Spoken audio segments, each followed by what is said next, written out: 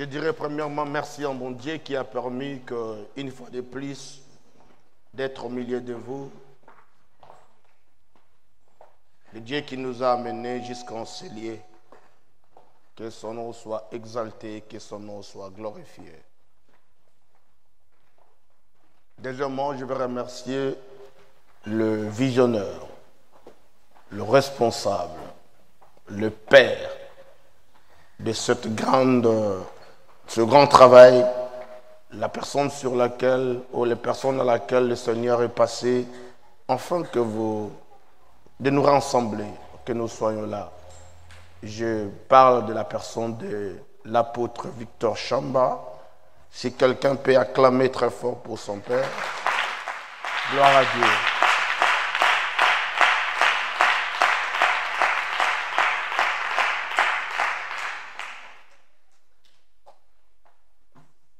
Nous bénissons Dieu pour sa vie, nous le saluons là où il est. Nous voulons le dire que nous l'aimons beaucoup. Nous prions Dieu qu'il reste longtemps dans la vie. Et je demanderai à l'Église d'apprendre à aimer votre pasteur, votre apôtre. Ce travail n'est pas facile, mais si c'est entouré avec les gens qui vous aiment, ça devient un peu facile. Pas trop facile, mais ça allège quand même le travail. Amen. Hein? Amen. Ça n'a jamais été facile, ce genre de travail. Nous bénissons l'Éternel pour ça. Merci pour votre invitation. Je lui dis merci de m'avoir une fois de plus fait confiance, de m'inviter. J'étais ici le vendredi pour la nuit de prière. Hier, on était à la formation de responsables. Les choses que j'ai fait partout dans le monde au travers de l'école que j'appelle Eagle School. Nous les faisons partout pour la formation des hommes dédiés, là où les portes sont ouvertes. Et ici, il a toujours cette confiance que lorsque nous venons ici, ou soit en Guadeloupe, nous faisons ce travail de formation, d'encadrer, de pousser, de discuter et d'aider les églises dans le cadre apostolique, que les églises soient bien bâties et se doivent bien formées. Sûrement, après ce travail, nous allons retourner à Londres et puis se préparer pour aller en Allemagne, Canada et au mois de juillet pour les États-Unis, ainsi de suite, jusqu'à ce que l'année va terminer. Quand je prêche, j'aime bien parler de principes. J'aime bien donner des étapes. J'aime bien donner le détail. Comme ça, un dimanche, on n'a pas beaucoup de temps. Je vais prier pour quelques personnes. Le Seigneur m'a recommandé de prier pour eux. Je vais prier pour les jeunes. Parce que le Seigneur, on a parlé un peu par rapport à ça. Nous voulons que les jeunes aient quand même une vision. Donne-moi mon truc, j'attends. Ruth chapitre 1, verset 4.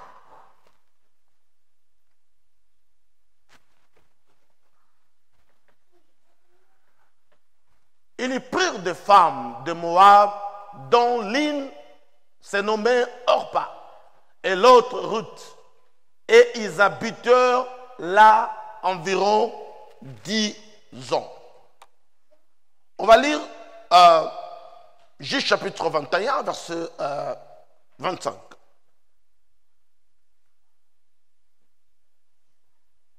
Je veux que tout le monde ait sa Bible et son cahier parce que nous allons écrire. À ce temps-là, il y avait point de roi en Israël et chacun faisait ce qui lui semblait bon. Donne-moi Ruth chapitre 3, le verset commence à partir du verset 1 jusqu'à 3. Naomi, sa belle-mère, lui dit: va ma fille, je voudrais assurer ton repos, afin que tu fisses heureuse. Et maintenant, Boaz, avec le servant duquel tu as été, n'est-il pas notre parent? Voici, il doit vanner cette nuit les orgues qui sont dans l'air. Lave-toi et oins-toi, puis remets tes habits et descends à l'air. tu ne te feras pas connaître à lui jusqu'à ce qu'il ait achevé de manger et de boire. Je vais répéter. Lave-toi. Dis avec moi, lave-toi. Dis avec moi, oigne-toi. Dis avec moi, remets tes habits. Et dis avec moi, et descends à l'heure. Lave-toi, oigne-toi, remets tes habits et descends à l'heure. Nous sommes dans le livre de Ruth, le livre après le livre de Juges. C'est la raison pour laquelle le dernier verset est en train de nous dire qu'il y avait des désordres en Israël. Il n'y avait pas de roi. C'est comme dans cette époque, c'est comme dans cette période. Les gens n'aiment plus l'autorité, n'aiment plus d'être dirigés. Et chacun faisait ce qu'il faisait, ce qui lui semblait bien. Il y avait une catastrophe en Israël. Si vous finissez, vous pouvez me donner mon enseignement. Vous avez ça? Les enseignements? Demandez à Cédric. Vous pouvez mettre ça. S'il y en a. S'il n'y en a pas, je vais retourner là-bas pour continuer à enseigner. Il y avait un désordre en Israël. Et c'est fait que ce désordre a amené ce qu'on appelle la famine en Israël. Et Naomi et ses enfants sont partis à Moab. Ils sont arrivés à Moab. Ils étaient partis là-bas sans demander la volonté de Dieu. Et le fait qu'ils se sont partis là-bas sans demander la volonté de Dieu, il se fait qu'elle a eu beaucoup de problèmes. Elle a perdu son mari, elle a perdu ses deux fils, et elle est restée avec ses belles filles. Un jour, elle a entendu qu'il y avait le pain en Israël. C'est-à-dire, le temps de l'exécution de Dieu était arrivé. Dieu a visité un peuple. Il y a eu un mouvement nouveau en Israël. Il y a eu une visitation en Israël. Dieu était dans son temps pour exécuter ce qu'il avait dans son cœur.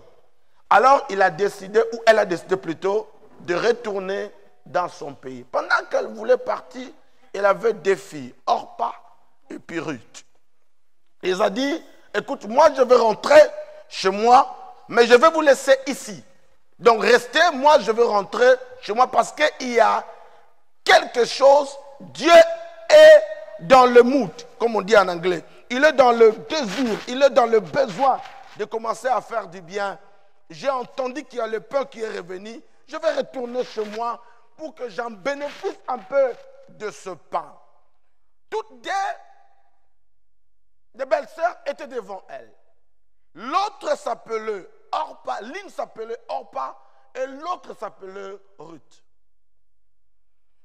Quand le temps de l'exécution des choses de Dieu arrive, ce temps-là, ça s'appelle l'opportunité divine. Écris ça. Le temps de l'exécution de Dieu, ça s'appelle l'opportunité divine. Malheureusement, ce n'est pas tout le monde qui comprend que nous sommes au temps où Dieu veut exécuter. Quand je donnais le verset de Ézéchiel, chapitre 12, je vous ai dit ceci. Tout l'Israël était dans le... Dieu était mécontent de ce qui s'est passé en Israël. Mais Dieu est venu, il a pris une personne. Il a parlé à une personne. Et il a dit à la personne, tu sortiras parmi le peuple d'Israël, mais tu sortiras seul pendant... pour qu'on te voie que tu es en train de partir en voyage. Tous étaient distraits, mais l'un parmi eux était averti. Le temps de l'exécution de Dieu, comme je dis, ça s'appelle l'opportunité divine. Quand est-ce que l'opportunité divine prend place? Ou quand est-ce qu'on peut dire Dieu est dans le mood? Je ne sais pas le mot mood en anglais, en français. Il est dans le... Dieu est dans l'humeur de te faire du bien. Dis à quelqu'un ce matin, Dieu est à l'humeur de te faire du bien. Vous boudez. Dis à quelqu'un, Dieu est à l'humeur de te faire du bien. Lorsque Dieu est en humeur de te faire du bien, la première chose, quand est-ce que Dieu est en humeur de te faire du bien? C'est lorsque c'est programmé au ciel. Point numéro 1. Quand est-ce que Dieu entre en humeur de te faire du bien? C'est lorsque le ciel programme, il veut faire du bien sur la terre. Quand est-ce que Dieu aime ou entre à l'humeur de te surprendre un peu, de te faire sourire un peu, de te bénir, te faire quitter dans l'état où tu étais, de bénir ta famille, tes enfants, c'est pas ton église, c'est lorsque le ciel programme que ça va se faire. Bizarrement, j'ai lu ma Bible et j'ai constaté que lorsque le ciel programme de faire du bien, même Satan devient 1000 fois Satan. Ça va s'accomplir. Même le diable, tous les sorciers de votre village se rassemblent. Ou les sorciers de Chartres se rassemblent, se mettent ensemble. Même Satan devient 1000 fois plus Satan. Ça va arriver. Lorsque le ciel a décidé de faire descendre son fils sur la terre, personne n'était capable de l'arrêter. Jésus est venu. Simple que ça. Deuxième chose. Quand est-ce qu'on peut dire c'est l'opportunité divine ou le temps de l'exécution de Dieu lorsque une faveur t'est donnée? Lorsque Dieu trouve que je vais te faire faveur ce matin, je vais faire faveur à Arbre de Vie. Point numéro 2. C'est lorsque Dieu veut faire faveur à une église, veut faire faveur à quelqu'un. Genèse chapitre 6, verset 8. Suivez-moi très bien. Je peux avoir ça? Genèse 6, 8. Genèse chapitre 6 plutôt, verset 8. Quand est-ce qu'on peut dire le temps de l'exécution de Dieu? C'est lorsque Dieu, le temps de Dieu pour te faire faveur est arrivé. Mais Noé trouva grâce aux yeux de l'Éternel. Numéro 3. Quand est-ce que Dieu, on peut dire que Dieu veut faire faveur à quelqu'un? C'est lorsque une nouvelle saison commence.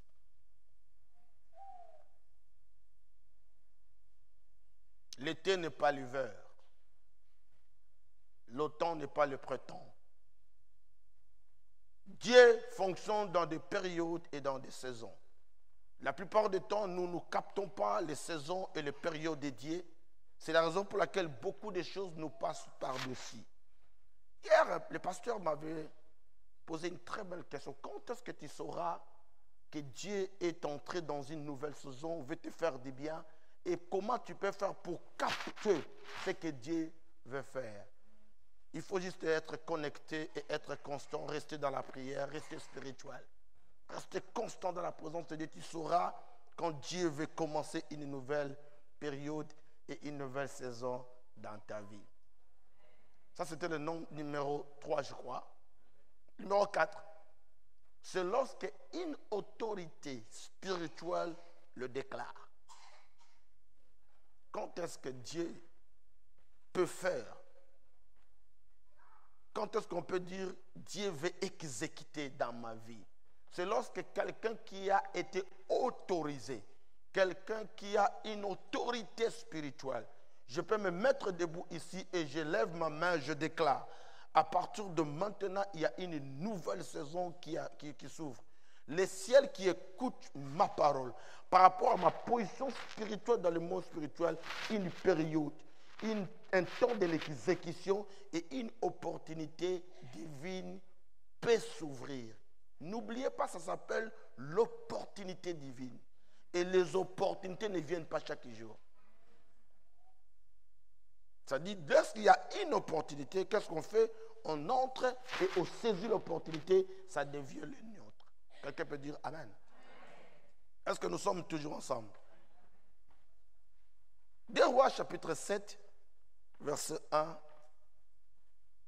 à 4. 2 Rois chapitre 7, verset 1 à 4. 2 Rois 7, 1 à 4.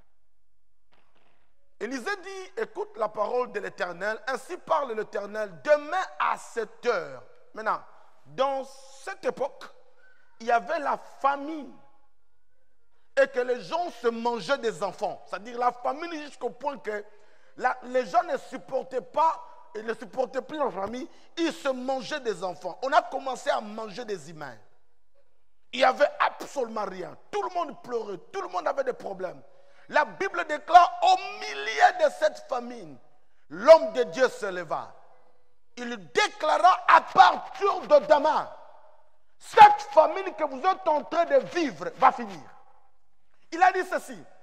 Élisée dit, écoutez la parole de l'Éternel, ainsi parle l'Éternel. Demain à cette heure, on aura une mesure de fleur de farine pour un cycle et 2 mesures d'orge pour un cycle à la porte de la Samarie.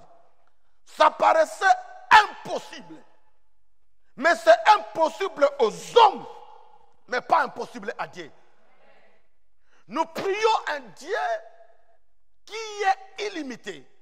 Un Dieu qui n'est pas contrôlé par les événements. Un Dieu qui n'est pas dicté par ce qui se passe. Un Dieu qui ne fonctionne pas comme les hommes fonctionnent. Un Dieu qui ne pense pas de la manière dont les hommes pensent. Un Dieu qui n'est pas réduit parce qu'il y a un problème dans ton corps. Mais je suis venu ce matin à déclarer à quelqu'un, tu es en train de servir un Dieu qui est tout puissant. Dites amen. Vous êtes en train de dormir. Je dis à quelqu'un ce matin que le Dieu que tu sers, il est le Dieu des opportunités illimitées. Je répète encore, le Dieu que tu sers, il est le Dieu qui a des opportunités illimitées. Lorsqu'on ferme ici, il va ouvrir ici. Lorsqu'on ferme de l'autre côté, il va ouvrir là-bas. Lorsqu'on dit ça ne marche pas ici, Dieu entre au milieu de ceux qui ne marchent pas.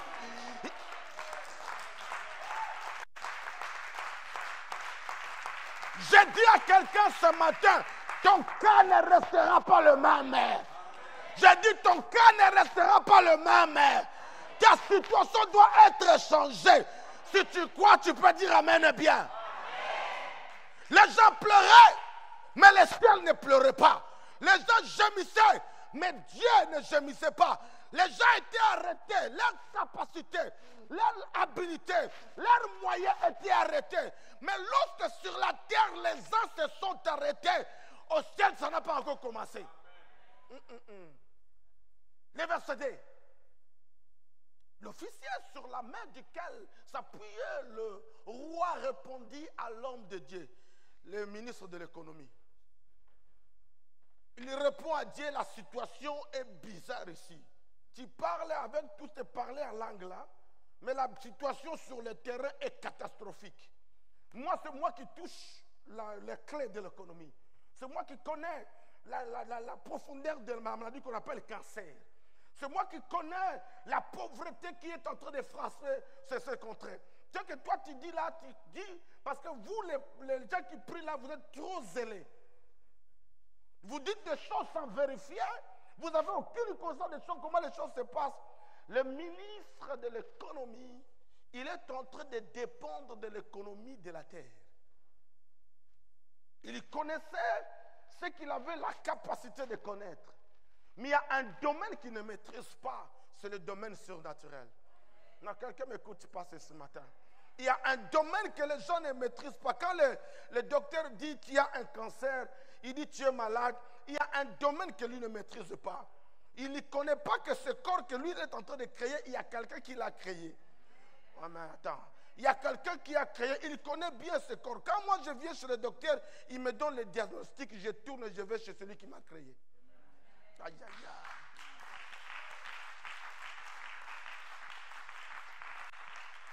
Je dis à quelqu'un, ta maladie ne restera pas le même. Non, ça ne restera pas pour toujours. Cette situation ne peut pas rester comme ça. Ce matin, Dieu va changer ta situation. Ce matin, Dieu va te visiter.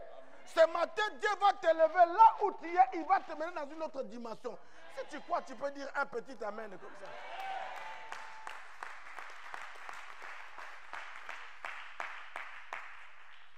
Il a dit, le l'Éternel te fera... Non, attends. Le regarde comment il a insulté. Quand l'Éternel ferait des fenêtres au ciel, pareille chose arriverait-elle? Et Élisée dit, tu le verras de tes yeux, mais tu n'en mangeras point. Le temps de l'exécution arrive. Les aigles regardent dans le ciel. Ils découvrent qu'il y a le vent qui arrive. Il y a une nouvelle saison qui arrive. La faveur nous a été donnée. Élisée n'était pas comme une autre personne. Élisée, c'est quelqu'un qui vivait sur la terre, mais qui avait des yeux des aigles pour voir les opportunités et les capacités célestes. Il a déjà vu lorsque les hommes de la terre n'ont pas encore vu. Je dis à quelqu'un que Dieu t'ouvre les yeux pour que tu vois ce que Dieu est en train de souffler à arbre de vie. Je répète encore, je prie que Dieu t'ouvre les yeux pour que tu vois une nouvelle saison que moi je sens en esprit qui entre dans cet environnement. Non, je déclare et je prophétise que la faveur de Dieu vous visite, que la grâce de Dieu vous visite, que le ciel vous visite et que le Seigneur vous ouvre les yeux et que vous voyez ce que le Seigneur est en train de préparer. Malheureusement, ce n'est pas tout le monde qui capte. Quand on dit Dieu est là, il regarde où est ce Dieu-là. Quand on dit la puissance de Dieu, moi je ne le sens pas. Si toi tu ne le sens pas, ce n'est pas que tout le monde ne le sent pas. Quand tu dis, mais on voit là, on dit, mais où est ça? Nous ne le voyons pas par ce que nous voyons. Nous ne marchons pas par la vue, mais nous marchons par la foi. Nous croyons, même si les hommes ne croient pas, nous croyons que dans le désert, le Seigneur a la capacité de frayer le chemin. Là où les gens ont dit non, il a la capacité de dire oui. Là où les gens ont dit ça s'est arrêté ici, le Seigneur n'a pas encore commencé. Si tu crois, tu peux dire avec moi fire. Fire. Dites avec moi fire bien. Fire. Est-ce qu'on peut continuer? Mais tu n'en mangeras point. On continue un peu. J'avais dit, quand j'ai préparé le message, je vais m'arrêter un peu, je vais m'attarder un peu ici. Hein, pour vous donner quand même quelque chose d'important. C'était un point important. Ok, le verset 3. Il y avait à l'entrée de la porte 4 lépreux. N'oubliez pas, en Israël, quand tu es un lépreux, tu ne seras pas avec les gens. On va te pousser de l'autre côté. Mais lui, alors, ce qui est bizarre aussi, comment ces lépreux se retrouvent à la porte? Parce qu'à la porte, c'est la place de l'autorité. À la porte, c'est la place de décision. La porte, dans l'ancien temps, c'était la place où tout le monde se rassemblait pour prendre des grandes décisions. Mais bizarrement, le lépreux se retrouve à la porte. Ok, c'est spirituel, mais je ne vais pas aller dedans, sinon ça va nous dévier un peu. Comment les lépreux se retrouvent à la porte? Parce que si tu es lépreux en Israël, tout le monde qui s'approche vers toi peut attraper le lèpre. Mais ce lépreux, bizarrement, se retrouve à la porte. Ce n'est pas un problème. Mais le fait qu'il soit le lépreux, c'est que c'était des gens qui n'étaient pas dignes de présenter ou de produire quelque chose. C'est-à-dire leur état et ce qui devait arriver, c'était contradictoire. Je répète, leur état et ce qui devait arriver, c'était contradictoire. Ce n'est pas au travers d'un lépreux que Dieu va bénir un peuple. Ce n'est pas au travers d'un lépreux que Dieu va affecter les vies. C'est au travers des gens qui sont grands, qui parlent bien en langue, qui connaissent les Écritures, qui sont puissants et forts, que les vents du réveil, que les vents de l'exécution de Dieu, que les vents de l'opportunité divine peut arriver. On attend des géants de l'église, tous ceux qu'on connaît là. Ah, lui là, si Dieu veut visiter l'église, il va passer au travers de lui. Oh, lui là, si Dieu veut, c'est à travers de tel frère et tel frère que le Seigneur visite l'église. Ici, c'est le contraire. Arbre de vie. Est-ce que je parle à quelqu'un? La Bible déclare, il y avait à l'entrée de la porte 4 lépreux. Ces 4 lépreux, où le chiffre 4 veut dire l'intervention divine, qui se dit l'un après l'autre. Quoi resterons-nous ici? et nous mourrons. Je commence. Les lépreux, ils avaient l'état de la faiblesse. Ce sont les gens qu'on compte moins que Dieu peut utiliser. Mais ce qui est important, ils ont commencé à se communiquer entre eux. Le lépreux dans cette église, ce n'est pas un état physique, mais les gens les plus faibles que vous pouvez imaginer. Les gens qu'on ne compte pas que Dieu va utiliser. Mais ce qui est important, ils ont les soucis de la ville. Non. Les lépreux, ce sont des personnes, nous ne faisons pas attention qu'ils peuvent apporter quelque chose. Mais ce que Dieu cherche ce matin, pour qu'il exécute sa volonté, pour que quelqu'un entre dans l'opportunité divine, quelqu'un qui a d'abord les désirs et les soucis. Dieu va utiliser ta soif. Il va utiliser ton besoin. Il va utiliser les désirs pour que les choses arrivent dans l'assemblée. Il va utiliser ton cœur disposé. On n'a pas besoin d'abord de langue, ni de diplôme. On a besoin des éléments, des instruments. Les gens que les gens ont mis à côté. Les gens que les gens ont réduits. Les gens ont dit, lui, ça ne marchera pas avec lui. Mais ce genre de personnes, ce matin, que Dieu est en train de chercher. On n'a pas besoin de diplômés, ni des gens qui sont grands, ni des gens qui ont de grosses voitures. Mais dans ce temps du vent nouveau à arbre de vie, Dieu est en train de chercher un lépreux. Dis à quelqu'un un lépreux.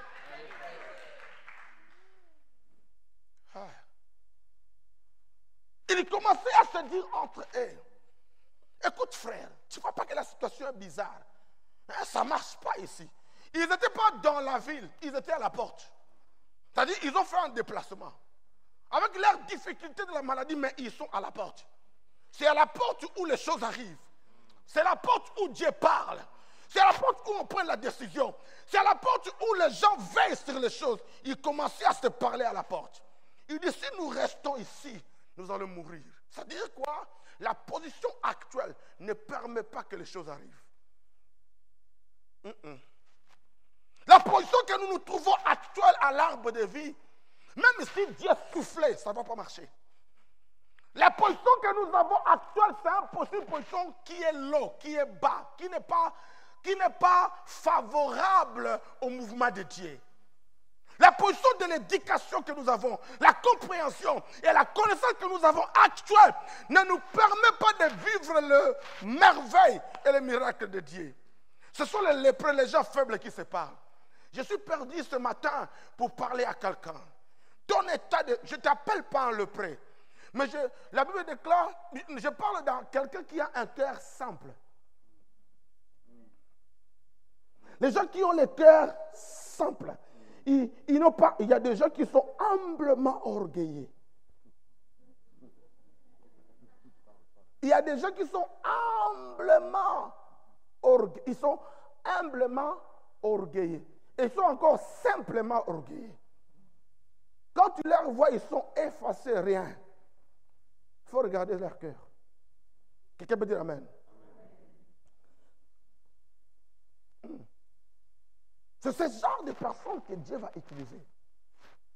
Pas les bossis, pas les orgueilleux, pas les gens qui croient et qui connaissent beaucoup. Il peut t'expliquer, avant que toi tu finisses de parler, lui, comment, il n'écoute même pas que quelqu'un finisse la phrase. Il commence à bombarder, il te parle, il t'enseigne les choses. Mais pendant qu'il est en train d'enseigner, il dit des bêtises. Ce que toi tu as à faire, c'est de rester et de lui écouter jusqu'à ce que tu finisses et tu dis, attends, l'heure est arrivée, je dois aller manger. Vous connaissez des gens comme ça, non? Quelqu'un peut dire amen. Amen. Mais les lépreux, ils avaient un esprit d'attente, un esprit alerté spirituellement, mais physiquement, ils étaient humbles.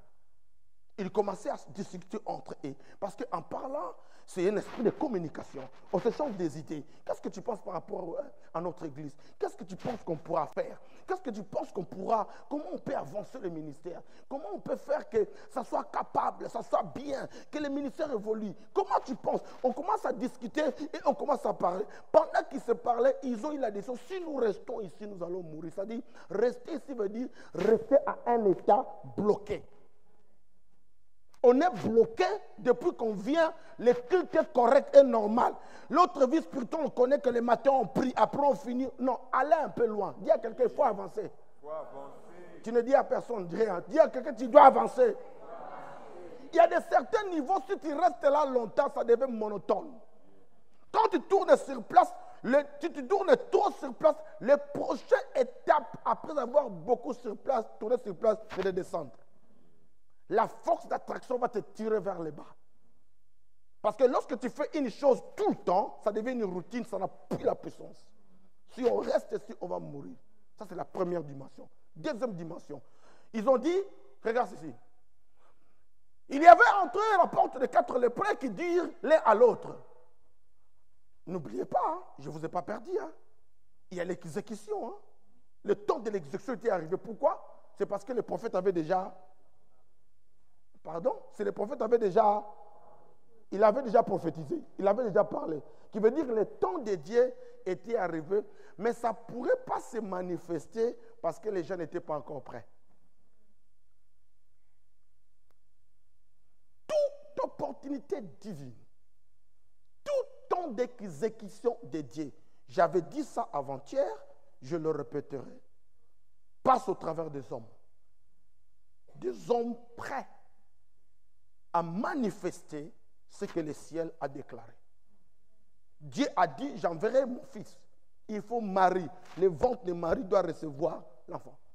Dieu a dit, il faut que quelqu'un aille préparer le chemin pour mon fils. Il faut que Jean-Baptiste arrive.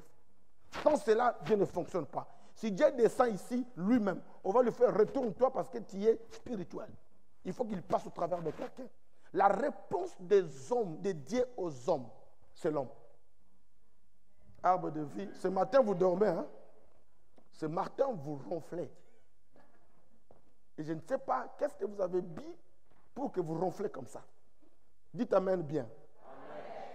Si vous ronflez, vous allez m'empêcher d'enseigner pendant que je vais vous parler pendant quelques minutes. Donc, ils ont dit, première étape, vous comprenez quand ils sont à la porte, non? Première étape, c'est, si nous restons ici, niveau de notre connaissance, niveau de notre capacité, nous allons rester ici, nous allons mourir. Ça s'appelle comment en grec? Qui peut parler? Qui était ici hier? Les premiers niveaux là, les niveaux bas là, c'est comment? Ok, si nous sommes les napions, nous allons mourir ici. On va rester ici, napion, ça ne va pas. Quelqu'un peut dire Amen. Tu vois, c'est connecté. Hein? Si on est napion, notre mentalité, notre façon de voir des choses est trop napion. Est enfant, nous n'allons rien faire. Dieu viendra, nous sommes ici, Dieu vient là-bas. Ah bien, nous sommes de l'autre côté, Dieu passe de l'autre côté. C'est le niveau le plus low. L'église, vous devez quitter cette dimension-là. Deuxième niveau, qu'est-ce qu'ils ont dit? Écoutez ceci.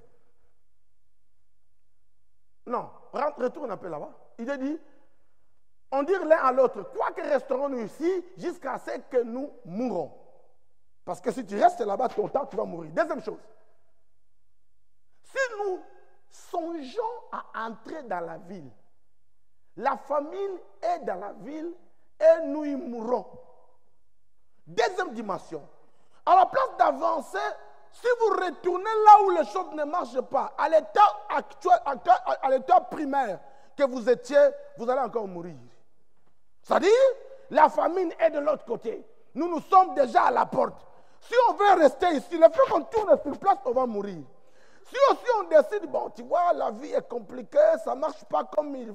Je vais retourner aux morts, tu meurs encore. Est-ce que vous êtes avec moi?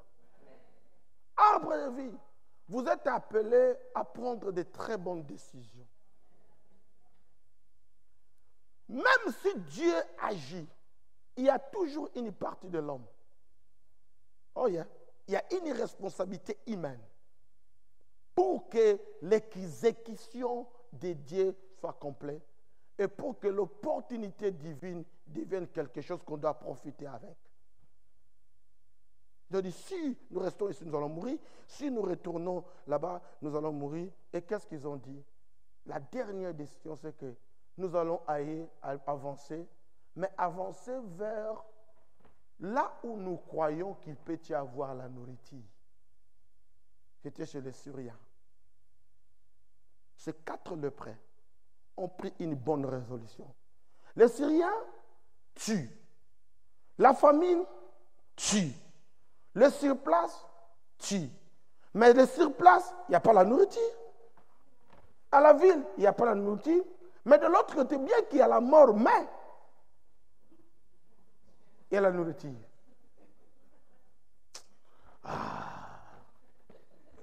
Dites amen bien. Dis à quelqu'un, il faut avancer. Là, pour des vies, non. Aujourd'hui, dis à quelqu'un, il faut avancer. Ces gens-là ont dit, attends, si on reste sûr, on va mourir. Si on retourne là, on connaît qu'il y a la famine, il n'y a rien. Mais si on avance, il y a la mort, mais même peut-être avant de mourir, on peut manger. Comme ça, on ne meurt pas de faim. C'est-à-dire, imaginez la famine dans les cercueils.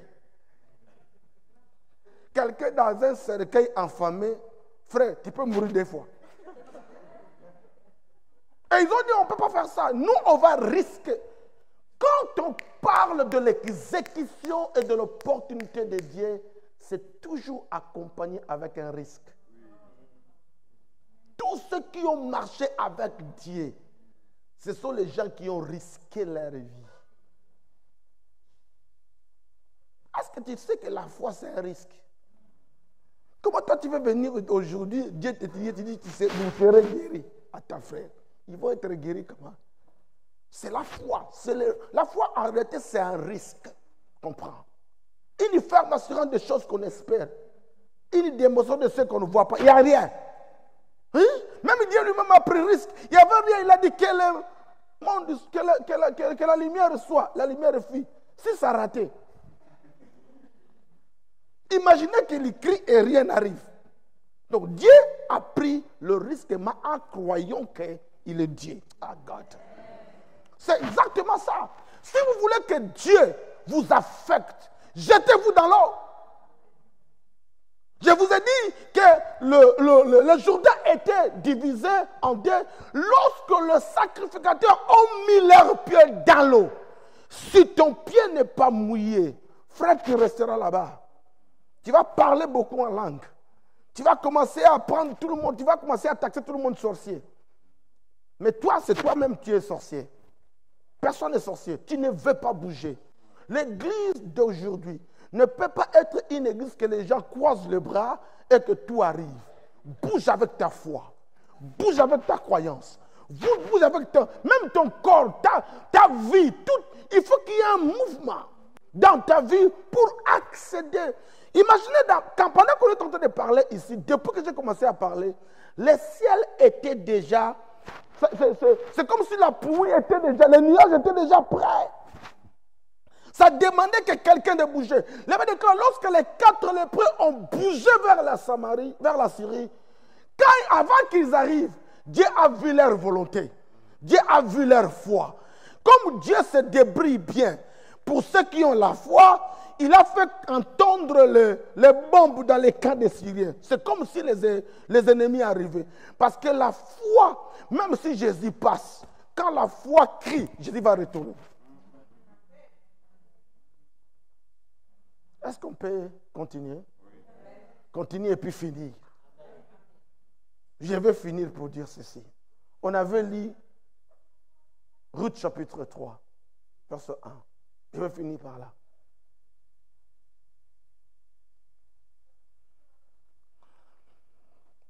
Mais avant de finir, ce ne serait pas quand même gentil de ma part de garder quand même certains des 3 nourritures que j'avais préparées pour vous. Donc le Seigneur vous dira que je ne suis pas quand même gentil, moi.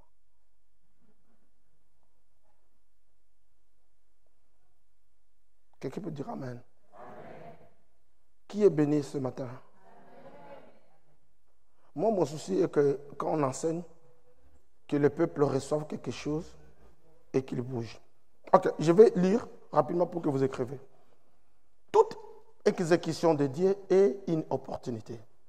Toute opportunité divine demande l'accès, un accès. Et tout accès demande un mouvement. Et chaque mouvement demande des pieds. Si je veux bouger, je ne bouge pas avec mes mains quand même. Hein? Je bouge avec mes pieds. Chaque opportunité demande l'accès. C'est-à-dire, il y a une opportunité, nous accédons. Ok? Dieu exécute. Parce que quand Dieu exécute, des fois, ça ne descend pas ici. Et nous allons commencer à prendre. Ok. Vous avez appris que Dieu avait donné la manne en Israël. Ça tombait où? Dans la chambre?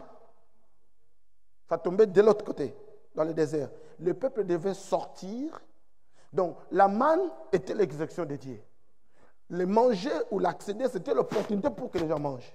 Mais lorsque la manne sortait et descendait, le peuple devait écouter, ok, la manne est sortie, ils doivent bouger, c'est-à-dire ils doivent accéder là où il y a la manne.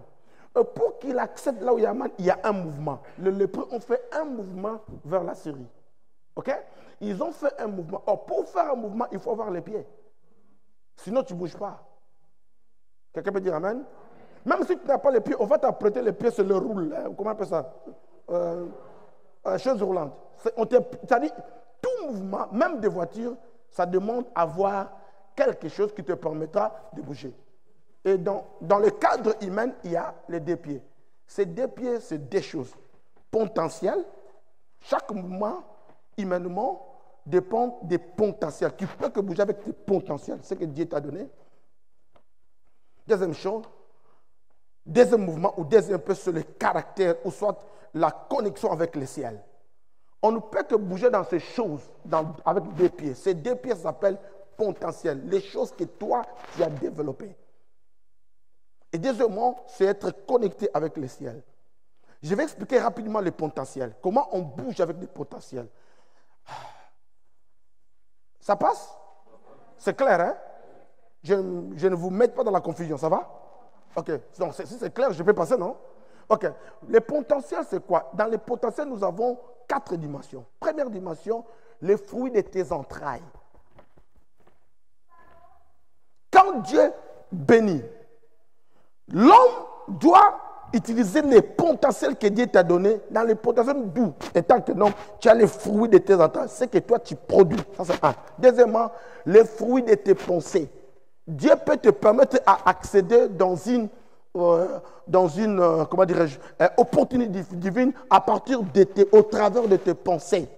Dieu peut te permettre d'accéder. 3. Les déclarations à partir de ta bouche.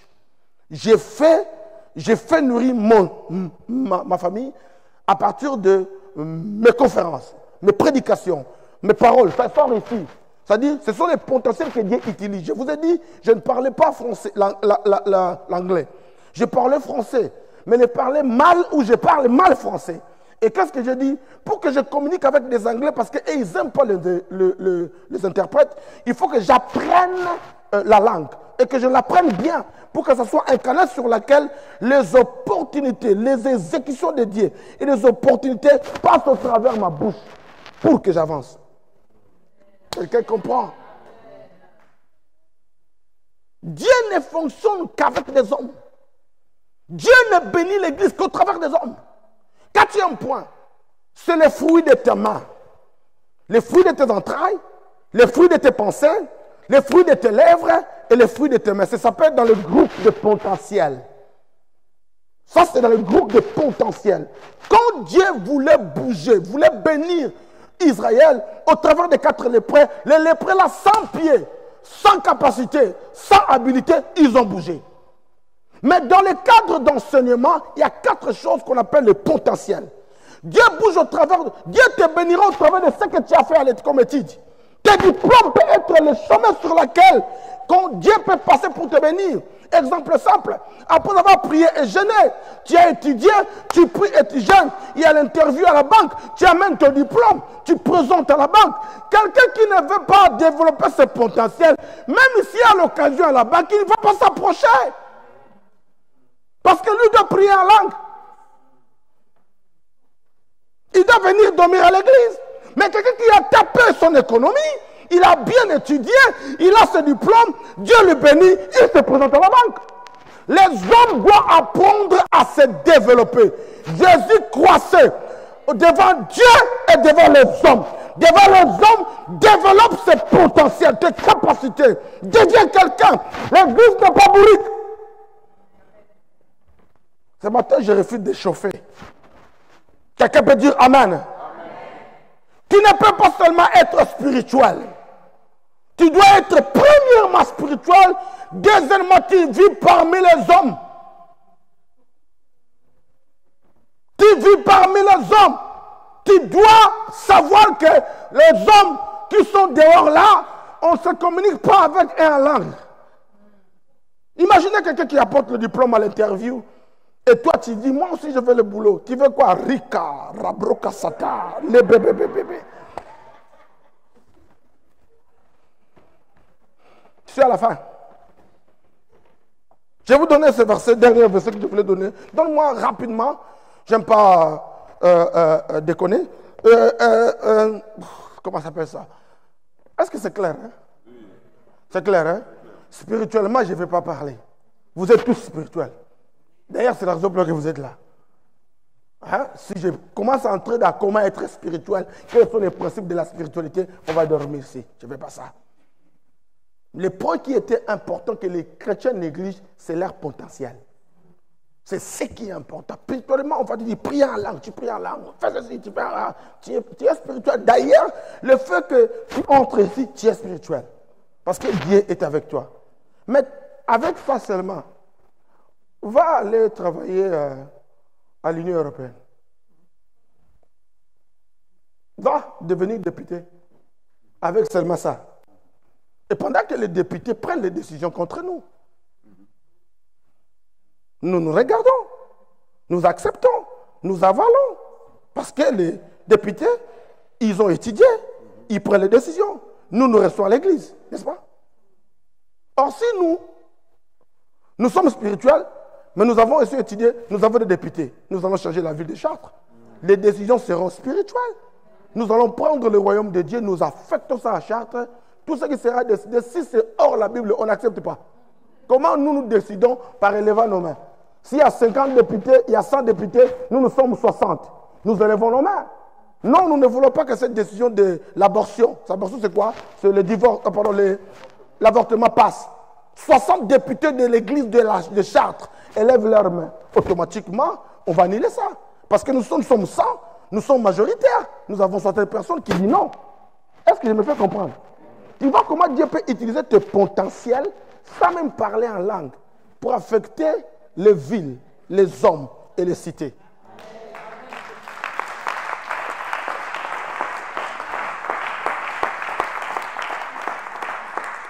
Moi, mon objectif, c'est de révolutionner les chrétiens. Ouais. La mentalité là, ça a été pendant longtemps. Ça nous a fait que quand les gens disent, tu es chrétien, ah ok. Les gens de prière. L'un de mes amis, on lui a appelé, invité aux États-Unis, dans une réunion. Il entre dans la réunion, on dit, pasteur, viens. Il vient. Les hommes d'affaires se sont assis, les millions, les billionnaires. On a dit, ce pasteur, Dieu lui utilise, il paraît, on a déjà écouté qu'il a fait disparaître quelqu'un, un cancer dans le corps de quelqu'un. Ah, ok, appelle-lui. On lui appelle. Dans la réunion de business, où on partageait des décisions, beaucoup de choses. Il est là. On dit, pasteur, on va commencer. On dit, ok, prie. Le pasteur se lève, alléluia. L'Éternel Dieu de gloire bénit cette réunion. Il y parle la langue, là où on ne parle même pas langue, nous parlons langue. Quand il a fini, tout le monde était calme. Et c'est comme si, on dit, mais on attend que tu sortes. Donc après avoir prié, nous voulons commencer les choses. Le pasteur est sorti. Il a commencé à pleurer. Ne pleure pas. Toi, tu as des limites spirituelles, tes potentiels qu'il a enterrés en toi. Tu vas pleurer pourquoi? Tu dois sortir. Il est sorti, il est parti. Le pasteur est parti à l'université pour qu'il soit balancé. Quelqu'un peut dire amen.